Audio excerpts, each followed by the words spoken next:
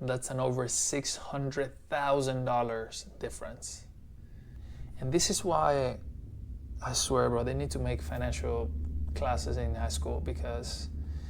What's up, guys? Abel here with another video. This is Starting Over in Spain, and welcome to my YouTube channel. Now, this is a pretty important video because this really explains how we were able to move and retire from South Florida all the way to Spain at just 30 years old, right? We retired at 30, we moved to Spain at 31, right now we're 32.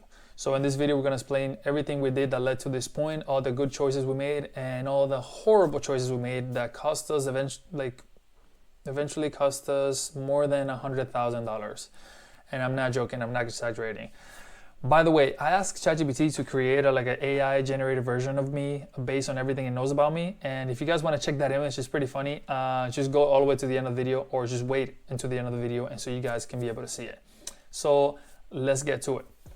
Now, real story how it all started. Obviously, the army helped, I'll say that 90% of everything, right? To be able to have everything we have right now. So when I was in high school, I saw a Navy recruiter, and we're like, you know what? This is something I want to do. I listened to a presentation when I was in high school, and I was like, you know what? I want to do this. Now, my friends convinced me that I was dumb and I shouldn't do it at all, right? Like, what the hell? Are you gonna leave to go to the military after we've been in high school for 4 years and all we talked about is leaving high school? We live in Miami, let's just go to college, let's live the life. And I listened to them, right? And I really don't regret it because, well, I wouldn't have never been with my wife, really, even though we met in high school. But that's another story. Anyways, so I go to college. We went to college. I was in college for about a year and a half, and my GPA was 0.8. I'm not playing. 0.8. I had less than 10 credits altogether. I don't know why I thought it was going to be easier. I mean, in high school, I had a hard time showing up to class and actually doing the work when there were teachers on my ass. And in high school, in college, there's nothing like that, right? They don't really care if you go or not. So I don't know why I thought I was just gonna just show up and do the work and be a good student. Anyways, that was not the case, right? 0.8 GPA. So I was like, you know what? This is not the way to go. I have been working at Wendy's for like 2 years at that point.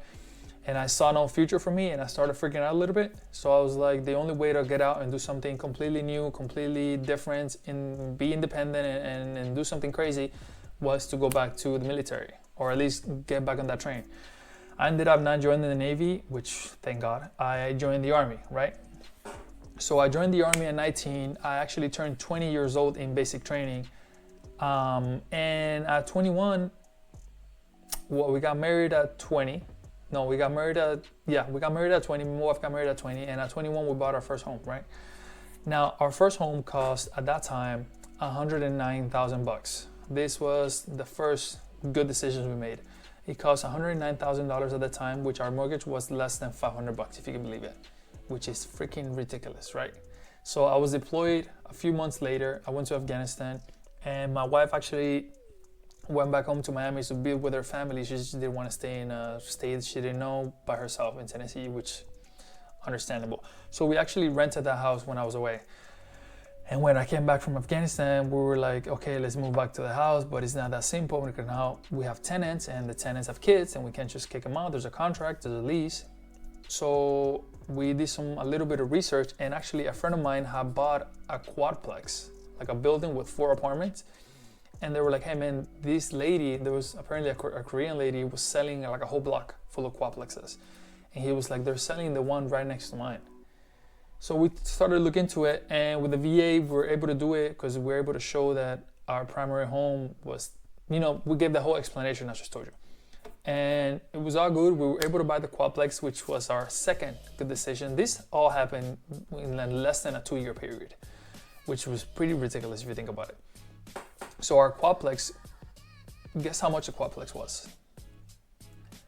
$192,000. $192,000 for 4 apartments.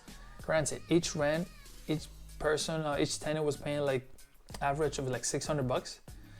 But if you do a quick math, 6 times 4 is $2,400, and the mortgage, I believe it was $1,250, if I'm not mistaken. So we had 3 apartments were occupied, and then 1 apartment was empty, which we're going to live in, right? So, by the way, I know what you guys are thinking. Well, maybe not, but like you guys may be thinking, what the hell does this have to do with you retiring at 30? But hey, it's gonna get to that, okay? I'm only 32, so I'm only talking about 10 years ago, pretty much.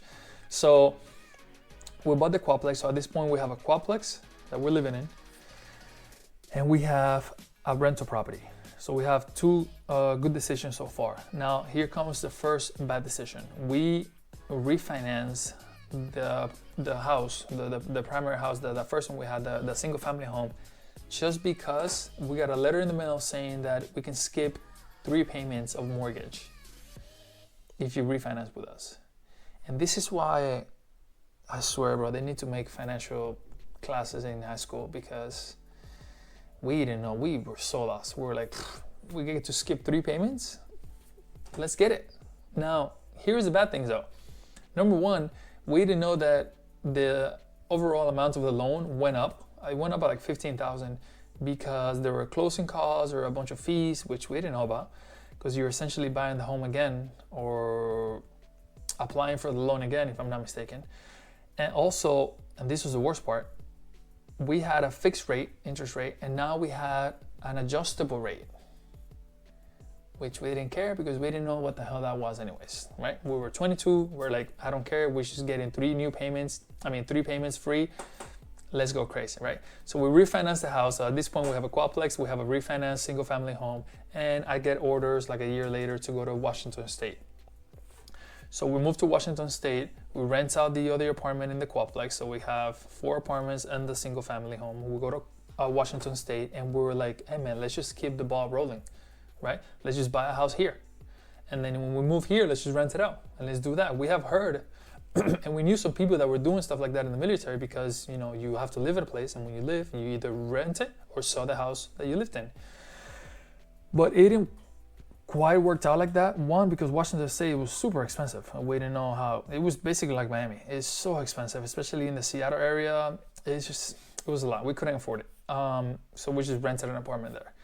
So about a year and a half later, this is when, I mean, I don't want to make this into a whole financial crisis video, but this is how much like a lack of education we had on money.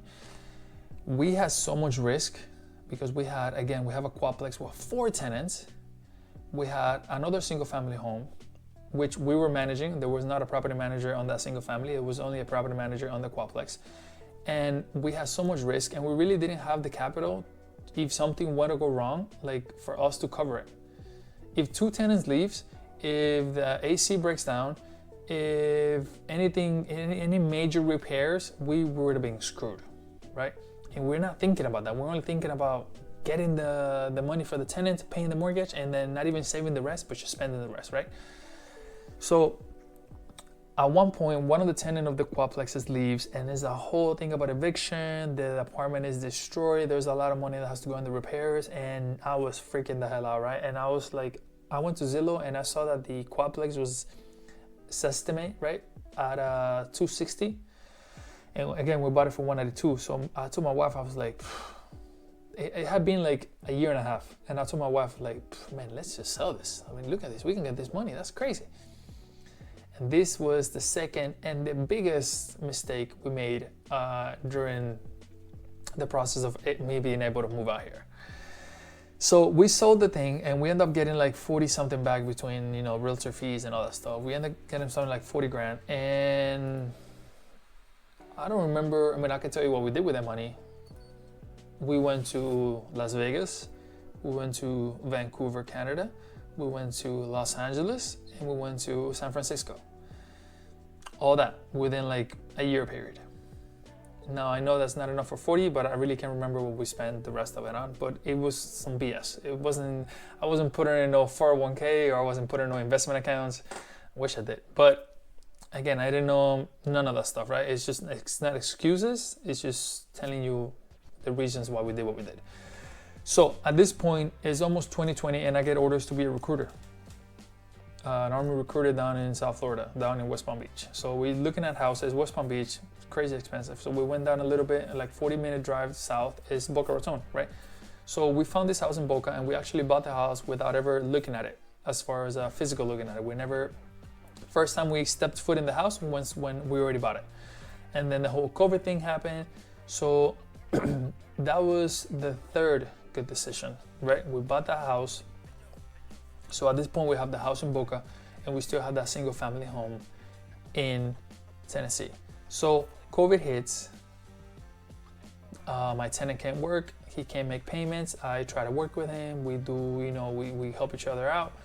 But at the end of the day, it was a lot of risk, a lot of headaches. I don't have a property manager in that house. I'm so far ahead in any repairs, anything that has to do with a contractor, a handyman, I have to coordinate between him and the tenant, and I'm not there. It was a lot. So we decided, we looked at Zillow like a year after, and we're like, you know what, the house is worth, this estimate is $200,000. We bought it for $109. Even with the refinance, it was like $115, $120, whatever. Let's just sell it. So we sold it. I'm not gonna say that it was a bad decision, so I'm not gonna count that because, again, the house was old. It needed a lot of repairs. So we sold the house, we got that money, but now the second bad decision came, well, the third bad decision came with not selling the house, but not putting the money, like, we ultimately, with the capital gains that we got from the house, we had to pay taxes on it, which we didn't know. And not only did we not know, we didn't grasp what that meant, right? Like, we're like, oh yeah, you pay taxes, okay, you pay taxes. But you don't know that at the end of the year, it's like, hey man, you owe like 15% of the 60 grand you got, or the 80 grand you got, for example. We don't know, like, we didn't sit and think about what that meant, which was a huge mistake. So we ultimately got like half of that money, and we put it as a down payment for another rental property in Tennessee. But the mistake was not putting it, I don't remember what the form is or the exclusion call. I think it's called 1730 or 1731. It's basically, if you sell a house and you use the capital gains to buy another house, you don't pay taxes on those capital gains if you use that form or you use that exclusion. And we didn't know it. We didn't know that. So that was a mistake for sure. Sorry.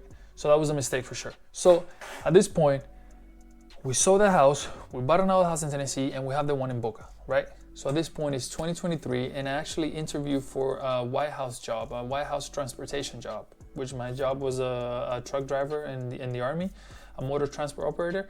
And you can be a driver for the White House support staff up there in Washington, D.C. So I actually applied for that job. They fly me to DC. They fly me for the interview. I got a top secret clearance. I got all that stuff. The whole process takes about 1.5 years. I get approved. I'm ready to go. I got orders to go in May of 2024, right? But as I'm doing my physical, a few months prior, my doctor, and this was the biggest decision. It was not financial, but it ultimately created this, right? The biggest decision I've made so far in my life, me and my wife.